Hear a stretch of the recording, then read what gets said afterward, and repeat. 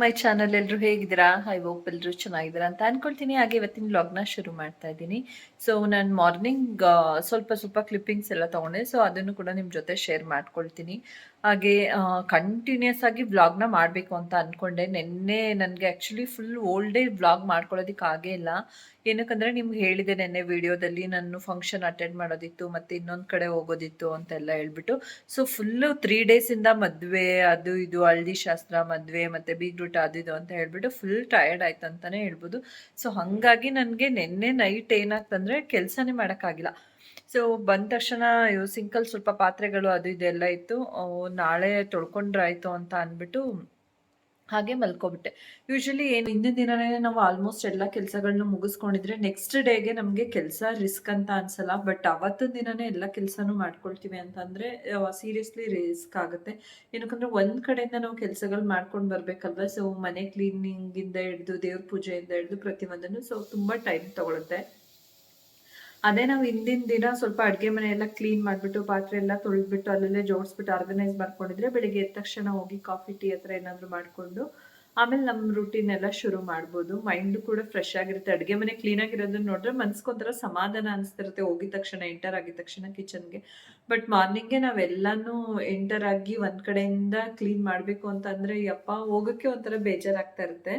So ನನಗೂ ಇವತ್ತು ಹಾಗೆ ಆಗ್ತಾಯಿತ್ತು ಆ್ಯಕ್ಚುಲಿ. ಹೆಂಗಪ್ಪ ಸ್ಟಾರ್ಟ್ ಮಾಡೋದು ಅಂತ ಹೇಳ್ಬಿಟ್ಟು. ಬಟ್ ದೇವಸ್ಥಾನಕ್ಕೆ ಹೋಗಬೇಕು ಅಂತ ಅಂದ್ಕೊಂಡಿದ್ದರಿಂದ ಸ್ವಲ್ಪ ಬೇಗನೆ ಎದ್ದು ನನ್ನ ರೊಟ್ಟಿನೂ ಶುರು ಮಾಡಿಬಿಡೋಣ ಅಂತ ಹೇಳಿ ಸ್ವಲ್ಪ ನಾನು ಹೇಳ್ದಾಗೆ ಕಿಚನಲ್ಲಿ ಹಾಗೆ ಕೌಂಟರ್ ಎಲ್ಲ ಕ್ಲೀನ್ ಮಾಡಿ ಪಾತ್ರೆಗಳೆಲ್ಲ ತೊಳೆಯೋದಿತ್ತು ಅಂತ ಹೇಳ್ಬಿಟ್ಟು ಫಸ್ಟ್ ಆ ಕೆಲಸ ಮುಗಿಸ್ಕೊಂಡು ಆಮೇಲೆ ಬಿಸಿನೀರು ಎಲ್ಲ ಮಾಡ್ಕೊಂಡು ಕುಡಿದ್ಬಿಟ್ಟು ನೆಕ್ಸ್ಟ್ ಹಂಗೆ ರೊಟ್ಟಿನ ನಾನು ಶುರು ಮಾಡಿದೆ.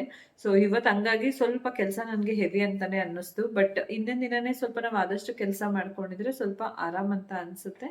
ಸೊ ಹಾಗೆ ನನ್ನ ರೊಟ್ಟಿನ ಕೂಡ ಶುರುವಾಗ್ತು. ಸೊ ಅದ್ರ ಹಾಗೆ ನಾನು ಎದ್ದ ತಕ್ಷಣ ನಾನು ಹೇಳಿದಾಗೆ ಸ್ವಲ್ಪ ಫ್ರೆಶ್ ಅಪ್ ಆಗಿಬಿಟ್ಟು ಬಿಸಿನೀರು ಇಟ್ಕೊಂಡಿದ್ದೀನಿ 2 ಗ್ಲಾಸ್. ಜೊತೆಗೆ ಇವಾಗ ಬಿಸಿನೀರು ಕುಡಿದ್ಬಿಟ್ಟು ಆಮೇಲೆ ಟೀ ಕುಡಿಬೇಕಲ್ವ. ಸೊ ಟೀ ಮಾಡಲಿಕ್ಕೆ ಕೂಡ ಇಟ್ಕೊಂಡೆ. ಹಾಗೆ ಟೀ ಮಾಡೋದಕ್ಕೆ ನನಗೂ ಹಸ್ಬೆಂಡ್ಗೂ ಟೀ ಮಾಡ್ಕೊಂಡು ಹಾಕ್ಕೊಂಡು ಅವ್ರಿಗೂ ಕೊಟ್ಬಿಟ್ಟು ಆ್ಯಕ್ಚುಲಿ ಏನಂತ ಹೇಳಿದ್ರೆ ನಾವು ಟೀ ಕುಡಿಬೇಕಾದ್ರೆ ಸ್ವಲ್ಪ ಡಿಸ್ಕಷನ್ ಮಾಡ್ತೀವಿ ನಾನು ಹಸ್ಬೆಂಡ್, ಯಾವುದಾದ್ರೂ ವಿಚಾರ ಆಗಿರ್ಬೋದು. ಸೊ ನಮ್ಗೆ ಅದೊಂದು ಅಭ್ಯಾಸ. ಬೆಳಿಗ್ಗೆ ಟೀ ಕುಡಿಯೋ ಟೈಮಲ್ಲಿ ಅವ್ರಿಗೂ ಕೊಟ್ಬಿಟ್ಟು ಹಾಗೆ ಹಿಂಗೆ ಅಂತ ಅಂದ್ಬಿಟ್ಟು ಅದೇ ರೀತಿ ನಾನು ಮಧ್ಯಾಹ್ನದ ಅಡುಗೆಗೂ ಎಲ್ಲ ಶುರು ಮಾಡ್ತಾ ನಾನು ಮಾಡಿದರೆ ಸಾಂಬಾರಿಗೂ ಇಡ್ತಾ ಇದ್ದೆ. ಜೊತೆಗೆ ಇದು ಬಂದು ನಾನು ಫ್ಲಿಪ್ಕಾರ್ಟಿಂದ ಒಂದು ಬ್ಯಾಂಗಲ್ದು ಬಾಕ್ಸ್ ತರಿಸಿದೆ. ಸೊ ಅದನ್ನ ನಿಮಗೆ ತೋರಿಸೋಣ ಅಂತ ಅಂದ್ಬಿಟ್ಟು ತೋರಿಸ್ತಾ ಇದ್ದೀನಿ. ಆ್ಯಕ್ಚುಲಿ ಏನಂತ ಹೇಳಿದ್ರೆ ನನಗೆ ಈ ಬಾಕ್ಸ್ ಬಂದು ಫ್ರೆಂಡ್ಸ್ ಸಖತ್ ಇಷ್ಟ ಆಯಿತು ನನಗೆ. ಹಾಗೆ ಫ್ರೆಂಡ್ಸ್ ನಾನು ಇವತ್ತು ಅಗ್ಯಾರೋ ಮಿನಿ ಎಲೆಕ್ಟ್ರಿಕ್ ಚಾಪರ್ ಇಲಿಯಟ್ನ ಯೂಸ್ ಮಾಡಿಕೊಂಡು ವೆಜಿಟೇಬಲ್ಸ್ನ ಕಟ್ ಮಾಡಿಕೊಂಡು ಅಡುಗೆ ಮಾಡ್ತಾಯಿದ್ದೀನಿ. ಸೊ ಈ ಒಂದು ಚಾಪರ್ ತುಂಬಾ ಹೆಲ್ಪ್ಫುಲ್ ಆಗಿ ಯೂಸ್ಫುಲ್, ಬೇಗನೆ ಪಟ್ ಅಂತ ನಮಗೆ ಎಷ್ಟು ಸ್ಮಾಲ್ ಸೈಜಲ್ಲಿ ಬೇಕೋ ಅಷ್ಟು ಸ್ಮಾಲ್ ಸೈಜಲ್ಲಿ ನಮಗೆ ವೆಜಿಟೇಬಲ್ಸ್ನ ಕಟ್ ಮಾಡಿಕೊಡುತ್ತೆ. ಸೊ ನಾನು ಇವತ್ತು ಈ ಒಂದು ಪ್ರಾಡಕ್ಟಲ್ಲಿ ಈರುಳ್ಳಿನ ಕಟ್ ಮಾಡ್ಕೊಳ್ತಾ ಇದ್ದೀನಿ. ಹಾಗೆ ಫ್ರೆಂಡ್ಸ್ ನೀವು ಏನಾದರೂ ಈ ಪ್ರಾಡಕ್ಟ್ನ ಬೈ ಮಾಡಬೇಕು ಅಂತ ಹೇಳಿದರೆ ನಾನು ಡಿಸ್ಕ್ರಿಪ್ಷನ್ನಲ್ಲಿ ಈ ಒಂದು ಲಿಂಕ್ ಹಾಕಿರ್ತೀನಿ, ನೀವು ಕೂಡ ವಿಸಿಟ್ ಮಾಡಿ ಬೈ ಮಾಡ್ಬೋದು. ಇದ್ದಂಗೆ ಬಳೆಗಳೆಲ್ಲನೂ ಒಂದೊಂದು ಕಡೆ ಚೆಲ್ಲಾಪಿಲ್ಲಿ ಆದಂಗೆ ಇಟ್ಕೊಬಿಟ್ಟಿದೆ ಆ ಬಾಕ್ಸಲ್ಲಿ, ಆ ಕವರಲ್ಲಿ, ಹಂಗೆ ಹಿಂಗೆ ಅಂತ. ಸೊ ನಂಗೆ ಅದು ತುಂಬ ಇರಿಟೇಟ್ ಅನ್ನಿಸ್ತಾಯಿತ್ತು. ಒಂದು ನೀಟಾಗಿ ಆರ್ಗನೈಸ್ ಮಾಡ್ಕೋಬೇಕು ಅಂತ ಹೇಳ್ಬಿಟ್ಟು ಇಲ್ಲ ಸ್ಟ್ಯಾಂಡ್ ಥರ ತರಿಸೋದಾ ಅಥವಾ ಈ ಥರ ಬಾಕ್ಸ್ ಥರ ತರಿಸೋದಾ ಅಂತ ಯೋಚನೆ ಮಾಡ್ತಾಯಿದ್ದೆ. ನಿಮಗೆ ಗೊತ್ತಲ್ಲ, ಅದು ಬ್ಯಾಂಗಲ್ಸ್ದು ಸ್ಟ್ಯಾಂಡ್ ಬರುತ್ತೆ, ಹೈಟ್ ಆಗಿರುತ್ತೆ, ಮತ್ತು ಇದ್ರದ್ದು ಬಾಕ್ಸ್ ಬಂದು ಈ ರೀತಿ ಇದೆ. ಸೊ ನನಗೆ ಯಾಕೋ ಬಾಕ್ಸ್ ಇಷ್ಟ ಆಯಿತು ಸ್ಟ್ಯಾಂಡ್ಗಿನ್ನ. ಬಾಕ್ಸ್ ಸ್ಟ್ಯಾಂಡ್ ಆದರೆ ಒಂದೇ ಕಡೆ ಇಡಬೇಕು ಅದನ್ನು. ಈ ಬಾಕ್ಸ್ ಆದರೆ ಎಲ್ಲಿ ಬೇಕಾದರೂ ನಾವು ಕಬೋರ್ಡ್ ಒಳಗಡೆ ಅಲ್ಲಿ ಇಲ್ಲಿ ಇಟ್ಕೊಬೋದು. ಸೊ ಆ ಥರ ಅಂದ್ಬಿಟ್ಟು ನನಗೆ ಈ ಬಾಕ್ಸ್ ನೋಡಿದ ತಕ್ಷಣವೇ ಇಷ್ಟ ಆಗಿತ್ತು. ಮತ್ತು ಸ್ವಲ್ಪ ದಿನದಿಂದನೇ ತೊಗೋಬೇಕು ಅಂತ ಅಂದ್ಕೊಳ್ತಿದ್ದೆ. ಬರೀ ಅಂದ್ಕೊಳ್ಳೋದಷ್ಟೇ, ಯಾಕಂತ ಏನು ನನಗೂ ಗೊತ್ತಿಲ್ಲ. ತೊಗೋಬೇಕು ಅಂತ ಅಂದ್ಕೊಳ್ಳೋದಷ್ಟೇ, ಮಾತ್ರ ಪರ್ಚೇಸ್ ಮಾಡ್ತಿರ್ಲಿಲ್ಲ. ಬಟ್ ಈ ಸತ ಏನಂದರೆ ಇಲ್ಲ, ನಾನು ತೊಗೊಳ್ಳೇಬೇಕು ಅಂತ. ಶಿವು ಮದುವೆಲೆಲ್ಲ ನಾನು ಬ್ಯಾಂಗಲ್ಸ್ ಎಲ್ಲ ತೊಗೊಂಡಿದ್ದು, ರಮ್ಯನ ಮನೆ ಗೃಹ ಪ್ರವೇಶದ್ದು ಅದೆಲ್ಲ ಒಂದಷ್ಟಿತ್ತು. ಆಲ್ಮೋಸ್ಟ್ ಅದು ಬಿಟ್ಟರೆ ಜಾಸ್ತಿ ನನಗೆ ಕಪ್ಪು ಬಳೆಗಳು ಸಖತ್ ಇಷ್ಟ ಆಗುತ್ತೆ, ಕಪ್ಪು ಬಳೆಗಳನ್ನ ಹಾಕ್ಕೊಳ್ಳೋದಕ್ಕೆ. ಸೊ ಹಾಗಾಗಿ ಸ್ವಲ್ಪ ಕಪ್ಪು ಬಳೆ ಜಾಸ್ತಿನೇ ಇದೆ. ಏನಾದರೂ ಮದುವೆ ಫಂಕ್ಷನ್ ಅಂದರೆ ಆಲ್ಮೋಸ್ಟ್ ನಾನು ಕಪ್ಪು ಬಳೆಗಳನ್ನೇ ಮಾರ್ನಿಂಗ್ ಟೈಮ್ ವೇರ್ ಮಾಡೋದು, ದಾರ ಮುಹೂರ್ತಕ್ಕೆ ಅಂತ ಅಂದ್ಬಿಟ್ಟು. ಸೊ ಹಾಗಾಗಿ ಇದನ್ನು ಆರ್ಗನೈಸ್ ಮಾಡ್ಕೊಳ್ಳೋದಕ್ಕೆ ಅಂತ ತರಿಸಿದ್ದು. ಬಟ್ ಈ ಒಂದು ಪ್ರಾಡಕ್ಟ್ ಸಖತ್ ಇಷ್ಟ ಆಯಿತು ನನಗೆ. ಆ್ಯಕ್ಚುಲಿ ಈ ಪ್ರಾಡಕ್ಟ್ನ ನಾನು ತರಿಸಿದ್ದು ಫ್ಲಿಪ್ಕಾರ್ಟಿಂದ. ನಿಮಗೂ ಏನಾದರೂ ಈ ಪ್ರಾಡಕ್ಟ್ದು ಲಿಂಕ್ ಬೇಕಿದ್ದರೆ ಕಮೆಂಟ್ ಹಾಕಿ. ಪ್ರಾಡಕ್ಟ್ದು ಲಿಂಕ್ ಏನಾದರೂ ಬೇಕು ಅಂತ ಹೇಳಿದ್ರೆ ನಾನು ಖಂಡಿತವಾಗಿ ಅದನ್ನು ನಿಮಗೆ ಶೇರ್ ಮಾಡ್ತೀನಿ. ಸೊ ನಾನು ಹೇಳ್ದಾಗೆ ನೋಡ್ತಾ ಇದ್ದೀರಲ್ಲ ಎಷ್ಟು ಚೆನ್ನಾಗಿ ಆರ್ಗನೈಸ್ ಮಾಡ್ತಾಯಿದ್ದೀನಿ. ಮುಂಚೆ ಹೆಂಗಿತ್ತು ಎಲ್ಲ ಕವರಲ್ಲಿ ಅಲ್ಲಿ ಇಲ್ಲಿ ಬಿದ್ದು ಒದ್ದಾಡ್ತಾಯಿತ್ತು. ಇವಾಗ ಎಲ್ಲ ಬಳೆಗಳನ್ನೂ ತೆಗೆದು ಈ ರೀತಿ ನೀಟಾಗಿ ಆರ್ಗನೈಸ್ ಮಾಡ್ಕೊಂಡೆ. ತುಂಬ ಹೆಲ್ಪ್ಫುಲ್ ಪ್ರಾಡಕ್ಟ್ ಇದಂತೂ. ನಾನು ಹೇಳಿದಾಗೆ ನಿಮಗೆ ಬೇಕಂತ ಹೇಳಿದ್ರೆ ಲಿಂಕಲ್ಲಿ ಕಮೆಂಟ್ ಹಾಕಿರಿ. ನಾನು ಈ ಪ್ರಾಡಕ್ಟ್ದು ಲಿಂಕ್ನ ನಿಮ್ಮ ಜೊತೆ ಶೇರ್ ಮಾಡ್ಕೊಳ್ತೀನಿ. ಎಷ್ಟು ಕ್ಯೂಟಾಗಿ ಕಾಣಿಸ್ತಾ ಇದೆ ಇವಾಗೆಲ್ಲ ನೀಟಾಗಿ ಜೋಡಿಸಿದ್ಮೇಲೆ. ಅದಾದಮೇಲೆ ಫ್ರೆಂಡ್ಸ್, ನಾನು ಮತ್ತು ನನ್ನ ಹಸ್ಬೆಂಡು ಏನಂತ ಹೇಳಿದ್ರೆ ದೇವಸ್ಥಾನಕ್ಕೆ ಹೋಗಬೇಕು ಅಂತ ನಿಮ್ಗೆ ಹೇಳಿದೆ. ಪೂಜೆ ಕೂಡ ಆಯಿತು. ಪೂಜೆ ಎಲ್ಲ ಮುಗಿಸ್ಬಿಟ್ಟು ನಾನು ಹೇಳ್ದಂಗೆ ದೇವಸ್ಥಾನಕ್ಕೆ ಹೋಗಬೇಕು ಅಂತ ಅಂದ್ಕೊಂಡಿದ್ವಿ ಅಂತ ಹೇಳಿದೆ. ಸೊ ಇವಾಗ ದೇವಸ್ಥಾನಕ್ಕೆ ಹೋಗೋಣ ಅಂತ ಅಂದ್ಬಿಟ್ಟು ರೆಡಿ ಆಗಿದ್ದೀನಿ. ಈಗ ಹಸ್ಬೆಂಡ್ ವೆಯ್ಟ್ ಮಾಡ್ತಾ ಇದ್ದೀನಿ. ಅವ್ರದ್ದು ಇನ್ನೂ ಮುಗ್ದಿಲ್ಲ. ನನಗೆ ಯಾವಾಗಲೂ ಲೇಟ್ ಅಂತಿರ್ತಾರೆ. ಇವತ್ತು ನಾನೇ ಫಸ್ಟ್ ರೆಡಿಯಾಗಿ ನಿಂತಿದ್ದೀನಿ. ಅದಾದಮೇಲೆ ನಾನಿಲ್ಲಿ ಶನಿದೇವ್ರ ದೇವಸ್ಥಾನಕ್ಕೆ ಬಂದೆ. ಅಲ್ಲಿ ಗಣಪತಿ, ಅಯ್ಯಪ್ಪ ಸ್ವಾಮಿ ಹಾಗೆ ಶಿವ ಎಲ್ಲ ಇದ್ದಾರೆ. ಬಟ್ ಅಲ್ಲಿ ವಿಡಿಯೋ ಅಲೋ ಇರಲಿಲ್ಲ. ಹಾಗಾಗಿ ಜಸ್ಟ್ ಹೊರಗಡೆ ಕ್ಲಿಪ್ಪಿಂಗ್ ಮಾತ್ರ ತೊಗೊಂಡೆ. ನನಗೆ ಹಾಗೆ ಇವತ್ತು ನುಗ್ಗೆಕಾಯಿ ಸಾಂಬಾರು ಮಾಡ್ತಾಯಿದ್ದೆ. ದೇವಸ್ಥಾನಕ್ಕೆ ಹೋಗ್ಬೇಕಾದ್ರೆ ನಾನು ಆಲ್ರೆಡಿ ಏನಂದರೆ ಬೇಳೆ ಎಲ್ಲ ಟೊಮ್ಯಾಟೊ ಎಲ್ಲ ಕೂಗಿಸ್ಬಿಟ್ಟು ಹೋಗಿದ್ದೆ. ಸೊ ಇವಾಗ ಬಂದಮೇಲೆ ನಾನು ಅಲ್ಲಿಂದ ಖಾರ ಎಲ್ಲ ರುಬ್ಬಿಟ್ಟು ಹಾಕಿದ್ದೀನಿ. ಜೊತೆಗೆ ಟೊಮ್ಯಾಟೊ ಗೊಜ್ಜು ಕೂಡ ಮಾಡ್ತಾಯಿದ್ದೀನಿ. ಚಪಾತಿ ಟೊಮ್ಯಾಟೊ ಗೊಜ್ಜು. ಹಸ್ಬೆಂಡ್ ಬಾಕ್ಸ್ ಕಟ್ಟಬೇಕಲ್ಲ, ಹಾಗೆ ಅವ್ರು ಇವಾಗ ಬಿಸಿಲು ಜಾಸ್ತಿ ಇರೋದ್ರಿಂದ ಒಂದು ಬಾಕ್ಸ್ ಮೊಸರನ್ನ ಕೂಡ ತೊಗೊಂಡೋಗ್ತಾರೆ. ಸೊ ಮೊಸರನ್ನ ಹಾಗೆ ಚಪಾತಿ, ಟೊಮ್ಯಾಟೊ ಗೊಜ್ಜು ಅದೆಲ್ಲ ನಾನು ಪ್ಯಾಕ್ ಮಾಡ್ತಾಯಿದ್ದೆ ಅವ್ರ ಲಂಚ್ ಬಾಕ್ಸ್ಗೆ ಹಾಕಬೇಕು ಅಂತ. ಅಷ್ಟರಲ್ಲಿ ಸಾಂಬಾರು ಇವಾಗ ಆಲ್ಮೋಸ್ಟ್ ಬೆಂದಿದೆ. ಇದಕ್ಕೆ ಒಗ್ಗರಣೆ ಮಾಡ್ಕೋಬೇಕಷ್ಟೆ. ಸೊ ಅದು ಕೂಡ ಮಾಡ್ಕೊಂಡಿದ್ದಾಯಿತು. ಒಗ್ಗರಣೆ ಮಾಡಿ ಆಲ್ಮೋಸ್ಟ್ ಸಾಂಬಾರು ಆದಮೇಲೆ ಇನ್ನು ಮಧ್ಯಾಹ್ನ ಅವ್ರಿಗೆ ಮುದ್ದೆ ಕೂಡ ಮಾಡಿಕೊಡೋದಿದೆ. ಸೊ ಅವ್ರಿಗೆ ಊಟಕ್ಕೆ ಹಾಕ್ಕೊಟ್ಬಿಟ್ಟು ಆಮೇಲೆ ಬೇರೆ ಎಲ್ಲ ಕೆಲಸಗಳು ಮಾಡ್ಕೊಳ್ಳೋಣ ಅಂತ ಅನ್ಕೋತಾ ಇದ್ದೆ. ಇನ್ನು ಗೊತ್ತಾ, ವಾಷಿಂಗ್ ಮಿಷಿನ್ಗೆ ಬಟ್ಟೆ ಕೂಡ ಹಾಕೋಗಿದ್ದೆ ನಾನು. ಸೊ ಬಟ್ಟೆ ಕೂಡ ವಾಶ್ ಆಗಿತ್ತು ಅಷ್ಟರಲ್ಲಿ. ಇವಾಗ ನಾನು ಅದನ್ನು ಕೂಡ ಒಣಗಾಕಬೇಕು. ಫ್ರೆಂಡ್ಸ್, ಈ ಆರೆಂಜ್ ಕಲರ್ ಸ್ಯಾರಿನ ನಾವು ಮೊನ್ನೆ ಮದುವೆಗೆ ಹೋಗಿದ್ವಲ್ಲ, ನೈಟ್ ರಿಸೆಪ್ಷನ್ಗೆ ಹಾಕೊಂಡು ಹೋಗ್ಬೇಕಂತ ಹೇಳ್ಬಿಟ್ಟು ಸಖತ್ ಸರ್ಕಸ್ ಮಾಡಿದ್ದಾಯಿತು.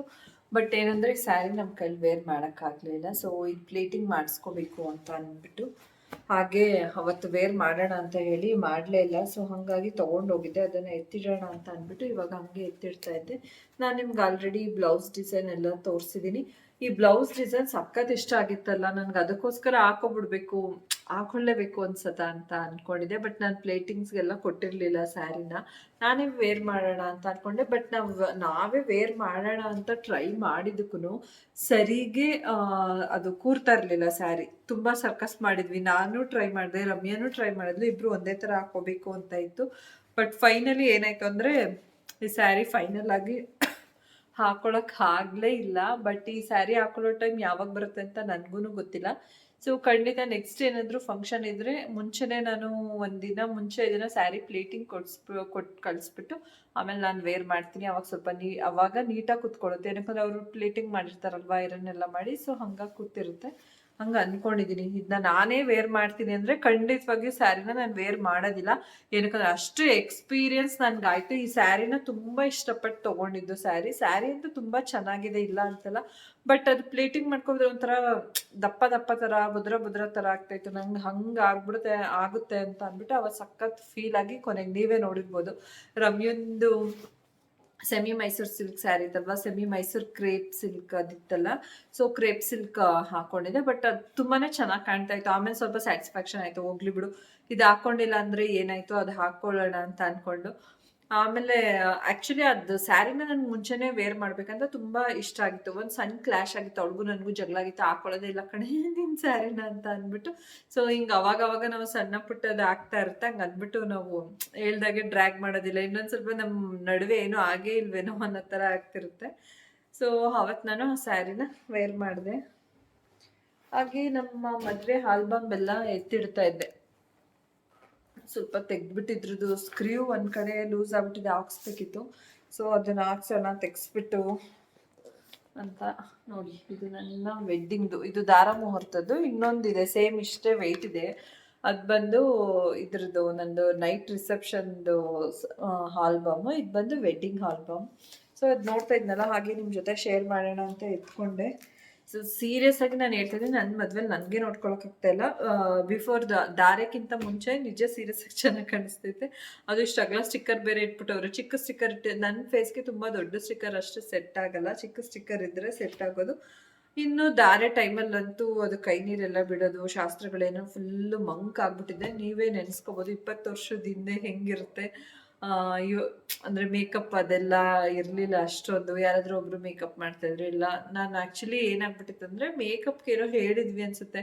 ಆಮೇಲೆ ಏನಕ್ಕೆ ಇದು ಅಂತ ಅಂದ್ಕೊಂಡು ಕ್ಯಾನ್ಸಲ್ ಮಾಡ್ಕೊಂಬಿಟ್ಟಿದ್ದೆ. ಅವತ್ತಿನ ಮೈಂಡ್ಸೆಟ್ ಹಂಗಿತ್ತು. ಬಟ್ ಇವಾಗ ಹಂಗಿಲ್ಲ. ಇವಾಗಿಂದೇ ಮೈಂಡ್ಸೆಟ್ ಬೇರೆ ಥರ ಇದೆ. ಸೊ ಇವಾಗ ನಿಮಗೆ ಗೊತ್ತು ಮೇಕಪ್ ಎಲ್ಲ ಎಷ್ಟು ಮುಖ್ಯ ಆಗ್ಬಿಟ್ಟಿದೆ ಅಂತ. ಏನಾದರೂ ಫಂಕ್ಷನ್ನು, ಮದುವೆ ಅದು ಇದು ಅಂತಂದರೆ ಖಂಡಿತವಾಗಿ ಮೇಕಪ್ ಇಲ್ಲ ಅಂದರೆ ಮದುವೆ ಹುಡುಗಿ ಅಲ್ವೇ ಅಲ್ಲ ಅನ್ನೋ ಥರ. ಸೊ ಹಂಗಿದೆ. ಅದ್ರಲ್ಲಿ ಒಂದೆರಡು ಫೋಟೋಸ್ ಕೂಡ ನಿಮ್ಮ ಜೊತೆ ಶೇರ್ ಮಾಡ್ತೀನಿ. ನೋಡಿ, ಇದು ನಮ್ಮ ಮದುವೆ ಆಲ್ಬಮ್ ಫೋಟೋಸಲ್ಲಿ ಅವಾಗ ಹೆಂಗಿದ್ದೆ, ಎಷ್ಟು ಸಣ್ಣ ಇದ್ದೆ, ಇವಾಗ ಎಷ್ಟು ದಪ್ಪ ಆಗಿದ್ದೀನಿ. ನೀವು ಆ್ಯಕ್ಚುಲಿ ಅದ್ರಲ್ಲಿ ನನ್ನ ಬ್ಯಾಂಗಲ್ ಡಿಸೈನ್ ನೋಡ್ಬೋದು, ಡಬಲ್ ಲೇಯರ್ದು. ಅಂದರೆ ನಾನು ಒಂದ್ಸಲ ಕ್ಲಾರಿಟಿ ಕೊಟ್ಟಿದ್ದೆ, ನಾನು ವೇರ್ ಮಾಡಿರೋದನ್ನ ರಮ್ಯಂದು ಅಂತ. ಕನ್ಫ್ಯೂಷನ್ ಮಾಡಿಕೊಂಡು ನನಗೆ ಕಮೆಂಟ್ ಹಾಕಿದ್ರಿ, ರಮ್ಯಕ್ಕಂದು ಹಾಕ್ಕೊಂಡು ನೀವು ಅಂತ ನಿಮ್ಮದು ಅಂತ ಹೇಳ್ತಿದ್ದೀರಾ ಅಂತ ಅಂದ್ಬಿಟ್ಟು. ಏನಕ್ಕೆ ಹೇಳ್ತಿದ್ದೀನಿ ಅಂದರೆ, ಮೊನ್ನೆ ತಾನೇ ಒಬ್ಬರು ಅದೇ ಥರ ನಂಗೆ ಕಮೆಂಟ್ ಹಾಕಿದ್ದಾರೆ. ನಿನ್ನೆ ಏನೋ ಕಮೆಂಟ್ ಹಾಕಿದ್ರು, ಇದೆಲ್ಲ ನಿಮ್ಮ ಸಿಸ್ಟರ್ಸ್ದ ಜ್ಯುವೆಲ್ಸ್ ಅಂತ ಅಂದ್ಕೊಂಡು. ಅದಕ್ಕೆ ಹೇಳಿದೆ, ನೆನಪಾಯಿತು. ನೋಡಿ ಇವಾಗ ಹೆಂಗಿದ್ದೀವಿ. ಈಗ ಈ ಫೋಟೋ ಆಲ್ಬಮ್ ನೋಡ್ತಿದ್ರೆ ಎಷ್ಟೋ ಜನದ ಮದುವೆ ಆಗೋಗಿದೆ. ಎಲ್ಲರೂ ಚಿಕ್ಕವ್ರ ಥರ ಇದ್ದರು. ಸೊ ಇವಾಗೆಲ್ಲ ದೊಡ್ಡವರಾಗಿ ಮದುವೆ ಆಗಿ ಮಕ್ಕಳೆಲ್ಲ ಆಗ್ಬಿಟ್ಟಿದ್ದಾರೆ ಅವ್ರಿಗೆ. ಅದನ್ನೇ ನೆನೆಸ್ಕೊಳ್ತಾ ಇರ್ತೀವಿ, ಎಷ್ಟು ಬೇಗ ದಿನಗಳು ಉರುಳೋಯ್ತು ಅಂತೇಳಿ. ಇದು ವಿಲೇಜ್ ಶಾಸ್ತ್ರ, ವಿಲೇಜ್ ಶಾಸ್ತ್ರದ್ದು ಇದು. ಹಾಗೆ ನಮ್ಮ ವಿಲೇಜ್ ಶಾಸ್ತ್ರ ಅಂದರೆ ನೈಟ್ ಚೌಟ್ರಿಗೆ ಹೋಗಿದ್ವಲ್ಲ, ಚಪ್ರ ಇತ್ತಲ್ಲ, ಅವತ್ತಿನ ದಿನವೇ ನಮ್ಮಪ್ಪ ಅಮ್ಮಂದು ಆ್ಯನಿವರ್ಸರಿ ಇತ್ತು. ಸೊ ಅವ್ರಿಗೆ ಯಾರೆಲ್ಲ ಎಕ್ಸ್ಚೇಂಜ್ ಮಾಡಿಬಿಟ್ಟು ಫೋಟೋ ತೆಗ್ಸಿದ್ವಿ. ಒಂದಷ್ಟು ಮೆಮೊರೀಸ್ ತಂದ್ಕೊಡುತ್ತೆ. ಇದು ಬಂದು ಬಳೆ ಶಾಸ್ತ್ರದ್ದು. ನೋಡ್ತಿರ್ಬೋದು, ನಿನ್ನೆ ಮದುವೆ ಐತಲ್ವಾ, ಭಾರತಿ ಆಂಟಿ ಅಂತ ಹೇಳಿದ್ನಲ್ಲ, ಅವ್ರ ಮಗಂದು ಸಂತದು ಮದುವೆ ಐತಲ್ಲ, ಇವ್ರ ಮಗನೇ. ಅವಾಗ ಹೆಂಗಿದ್ದಾರೆ ಎಲ್ಲರೂ. ಇವ್ರು ನಮ್ಮ ನಾದ್ನಿ. ನನ್ನ ಮದುವೆಗೂ ಈ ಆಂಟಿನೇ ಬಳೆ ತೊಡಿಸಿದ್ದು. ಹಾಗೆ ರಕ್ಷಿತನಿಗೂ ಇದೇ ಆಂಟಿ ಬಳೆ ತೊಡಿಸಿರೋದು.